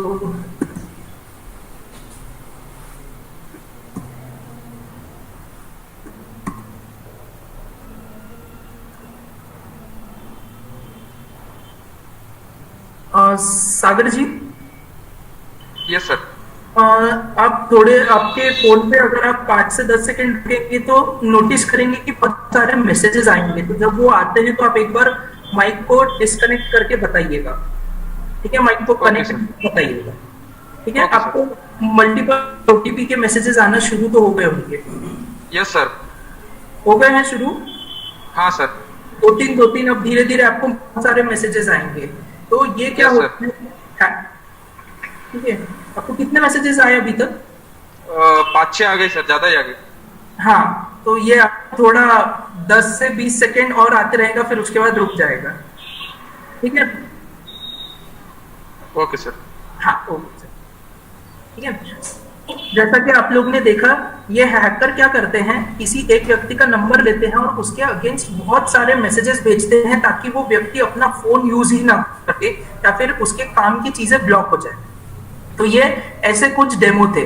तो अब जो हम ठीक है, सो ये हमारे कुछ डेमो थे जो हमने प्रिपेयर किया। इससे आपको पता चल जाएगा कि हैकर्स कैसे हैकिंग का इस्तेमाल करते हैं आप तक आपका डेटा कॉम्प्रोमाइज या फिर आपका फोन हैक करने के, ठीक है। ये था हमारा सेमिनार का थोड़ा सा ओवरव्यू।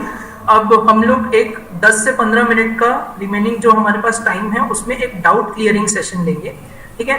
तो आप में से किसी को कुछ भी डाउट होगा तो आप एक एक करके माइक अनम्यूट करिए और बोलिए, और जिन लोगों के चैट में हैं मैं उनको भी एड्रेस करने की कोशिश करता हूँ, ठीक है। बाकी जिन जिन के प्रॉब्लम्स रह जाएंगे हम लोग उनको व्हाट्सएप ग्रुप पे शेयर कर सकते हैं, हम लोग वहां क्लियर कर देंगे, ठीक है। तो आप में से अगर किसी को कोई डाउट्स हैं तो प्लीज आप लोग एक एक करके पूछना शुरू कर सकते हैं। Hello sir. हाँ बोलिए। सर मैं सागर मनोहर बात कर रहा हूँ अभी। तो बोलिए। मैं थोड़ा लेट ज्वाइन हुआ, तो फॉरेंसिक जो आपकी जो ये है उसका थोड़ा डिटेल जानना था। मतलब आप कौन से कोर्स देते और। अच्छा हाँ, जी हमारी जो कंपनी है हम लोग cyber security as well as cyber forensic की ट्रेनिंग प्रोवाइड करते हैं, जिसमें हम लोग आपको ये बताते हैं कि साइबर फॉरेंसिक क्या रहता है, वो इम्पोर्टेंट, उसमें प्रॉपर उसके प्रोसीजर समझाए जाते हैं कि इन्वेस्टिगेशन कैसे करना चाहिए, उसके टूल्स बताए जाते हैं, टूल्स पे प्रैक्टिस करवाई जाती है एंड देन आपको सर्टिफाई किया जाता है। साथ ही साथ हमारी कंपनी में हम लोग आपको लाइव केसेस पे इन्वेस्टिगेशन करने का भी एक हैंड्स ऑन प्रैक्टिस देते हैं, सो दैट आपको लाइव केस कैसा रहता है उसका भी एक आइडिया आ जाए। और साइबर सिक्योरिटी पे हम लोग आपको कंसेप्ट क्लियर करवाते हैं कि साइबर सिक्योरिटी के कंसेप्ट कैसे रहते हैं, सिक्योरिटी इंप्लीमेंट और बाकी सब चीजें डिटेल में हम लोग ट्रेन करते हैं, ठीक है।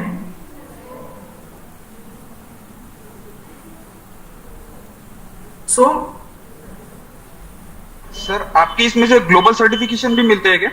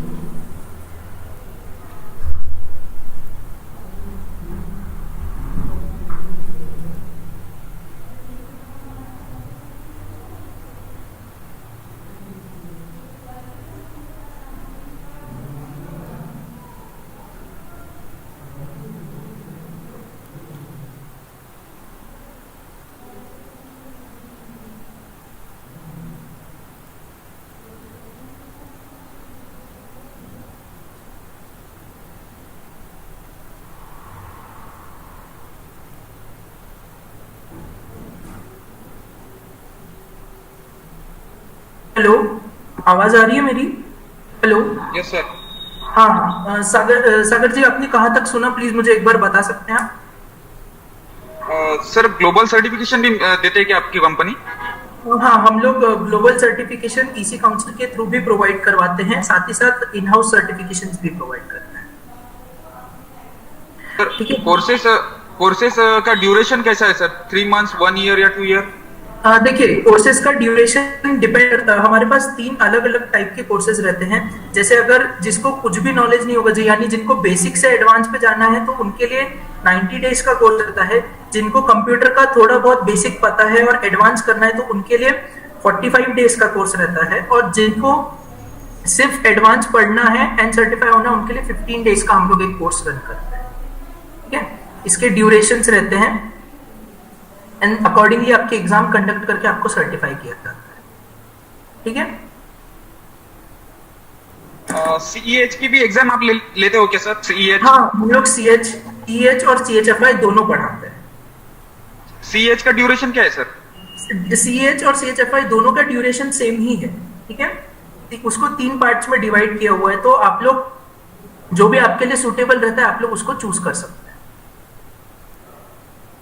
कुछ 1 और 2 साल के भी रहते हैं ना सर उसमें? 1 और 2 साल के नहीं, हम लोग नहीं रन करते हैं खुद।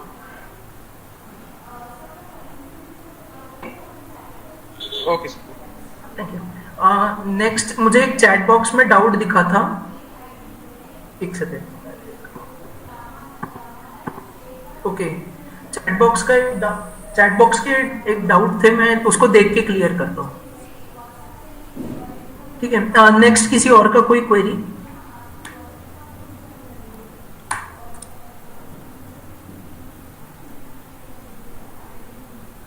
हेलो, किसी और को कोई क्वेश्चन है?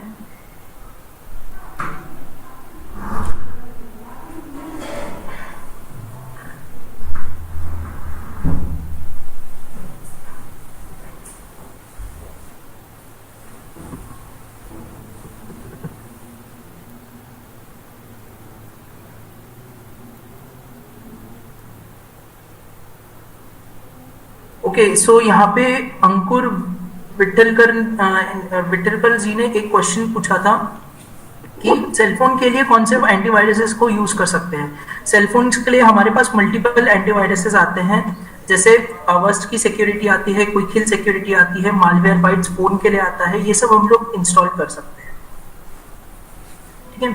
नेक्स्ट क्वेश्चन नीदा पेडकर के साथ था कि are the instructor certified from EC council? Yes, हमारे कंपनी के जो भी ट्रेनर एंड इंस्ट्रक्टर हैं वो इसी काउंसिल से सर्टिफाइड है। Will you provide placements? हाँ, प्लेसमेंट असिस्टेंस हम लोग प्रोवाइड करते हैं। Use Clean Master is safe और useless? Using Clean Master is safe and useless. See, Clean master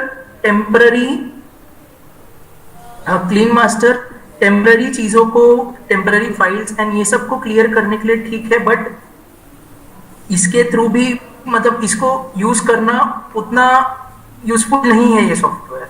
इसके बदले हम लोग एंटीवायरस एप्लीकेशंस में ही उसके फीचर्स इंक्लूडेड आते हैं, तो आप अगर वो यूज करेंगे तो बेटर रहेगा। नेक्स्ट क्वेश्चन था how to prevent SMS attack. SMS attack को प्रिवेंट करने के लिए डीएनडी सर्विस एक्टिवेट कर दीजिए, सो दैट जो भी अटैक्स होते हैं, मतलब जो भी ओटीपीज आते हैं या फेक मैसेजेस आते हैं, वो ब्लॉक हो जाए। इन विच सेक्टर, गवर्नमेंट बेस्ड और प्राइवेट?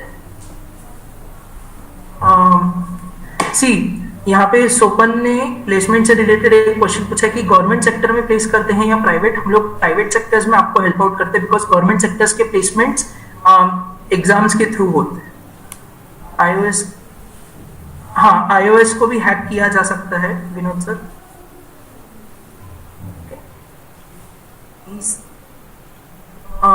फीस, सीएचएफआई के कोर्सेज की फीस के लिए आप लोग कंपनी में कॉल करिए एंड आपको जिस भी ड्यूरेशन का कोर्स चाहिए उसके अकॉर्डिंगली फीस वेरी करेगी, ठीक है। सो हमारी कंपनी की डिटेल्स आपको प्रोवाइड कर दी जाएगी। लिंक में डाल देता हूं मेरे कंपनी की, आप लोग देख लीजिएगा प्लीज।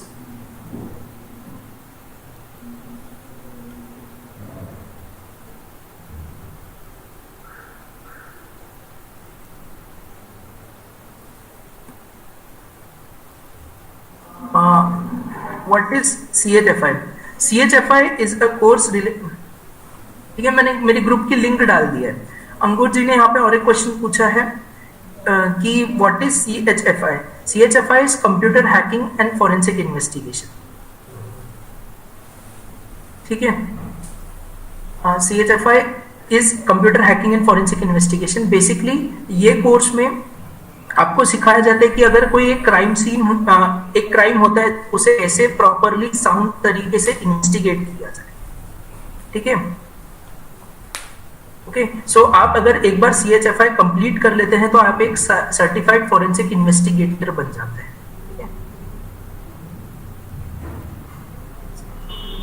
हेलो सर, एक क्वेश्चन था। हाँ सागर जी बोलिए। सब लोग बोलते हैं कि ग्रेजुएशन ही लगता है सिर्फ कोई भी इसमें से, तो पर वैसे तो प्रोग्रामर रहा तो ही तो अच्छे से हैकर बनता है ना।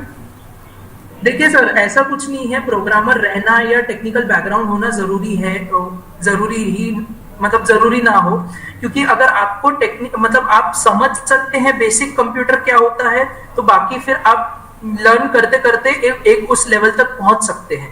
तो जिसने भी मतलब ग्रेजुएशन होना या प्रोग्राम होना ये मैंडेटरी नहीं है, अगर है तो ये एक एडेड एडवांटेज है, बट अगर आप नहीं है तो भी आप लोग ये कोर्स कर सकते हैं। ठीक है, महेश जी का एक क्वेश्चन था कि हैकिंग, अगर हैकिंग आपके ऊपर होती है तो आप उसका कैसे पता लगा सकते हैं। ये सब के detail procedures, techniques and tricks हमारे ट्रेनिंग एंड सेमिनार में दिया हुआ है डिटेल, तो 10 दिन का है, उससे मैं एक पोस्टर आपके साथ शेयर कर देता हूं। ठीक है,